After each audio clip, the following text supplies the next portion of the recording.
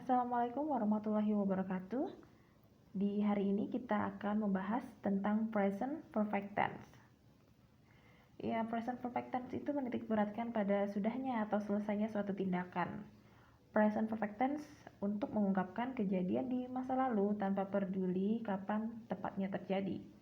Biar lebih mudah dalam memahami present perfect tense itu dibagi menjadi 3 penggunaan. Yang pertama, present perfect tense digunakan untuk menjelaskan kejadian di waktu lampau tanpa keterangan waktu yang jelas atau dititik beratkan sudah atau belumnya kegiatan.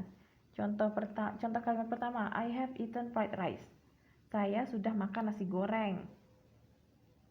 Jadi di kalimat ini nggak ada ya keterangan waktu yang jelas. Yang jelas dia cuma mau menekankan bahwa saya sudah makan nasi goreng. Contoh kedua, I have called her. Saya sudah memanggil dia. Sama nih kayak contoh pertama tadi, nggak ada keterangan waktu yang jelas dan poinnya di sini cuma ingin memberitahu saya sudah menelpon dia gitu. Sedangkan untuk penggunaan kedua, present perfect tense itu menjelaskan kejadian yang terjadi di waktu lampau tapi efeknya masih terasa sampai saat ini, atau kejadiannya masih berlangsung sampai saat ini. Contohnya, I have lived in Bali for 25 years. Jadi selama 25 tahun dia itu tinggal di Bali sampai sekarang. Contoh kedua, Lina has worked as a singer since 2018. Lina bekerja sebagai penyanyi itu sejak tahun 2018, berarti sampai sekarang nih masih jadi penyanyi. Makanya disebut terjadi di waktu lampau tapi efeknya masih terasa sampai saat ini atau berlangsung sampai saat ini. Di penggunaan kedua ada kata kunci yaitu for and since. Selama apa? For 10 years, for 5 years, for, dan masih banyak lagi ya. Kemudian bisa juga pakai since. Since itu adalah sejak. Since 2002, since 2018, dan banyak lagi.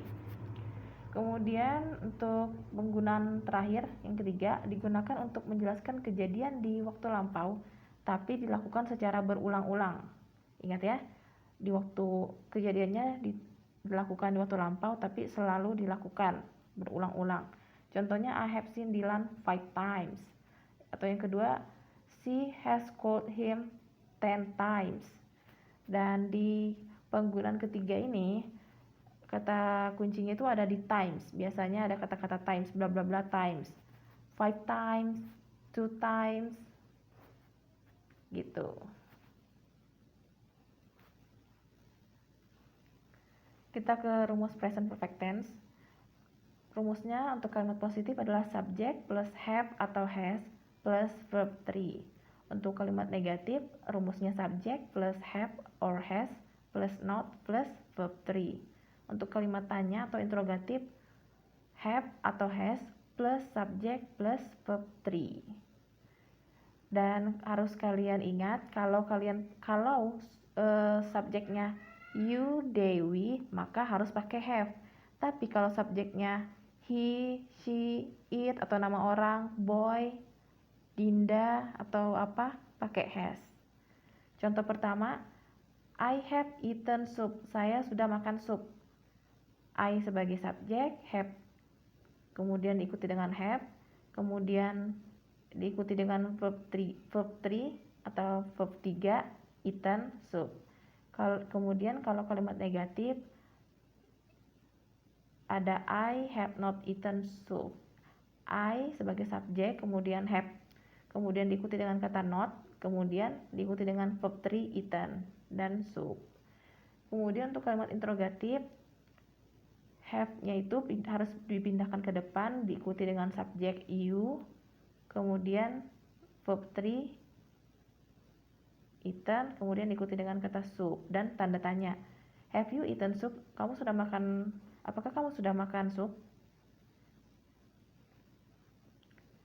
Kalau di kalimat positifnya pakai I, maka di kalimat interrogatifnya itu kata I diganti menjadi you. subjeknya berubah jadi you. Oke, contoh kedua, kalimat positifnya begini, Andi has gone to the school. Andi telah pergi ke sekolah. Untuk kalimat negatif menjadi Andi has not gone to the school. Andi tidak pergi ke sekolah. Andi diikuti dengan has, kemudian diikuti dengan not, kemudian verb 3 ada gone, kemudian diikuti kalimat pelengkap to the school. Untuk kalimat interrogatif, has Andi gone to the school? Apakah Andi sudah pergi ke sekolah? Has ditaruh di depan, kemudian diikuti dengan subjek Andi, kemudian diikuti dengan verb 3 gone, dan diikuti kalimat pelengkap dan ada tanda tanya, seperti itu. Oke, jadi kalian harus ingat present perfect tense itu dibentuk dengan auxiliary verb have atau has dan past participle atau verb 3, kata kerja ketiga. Ingat kalau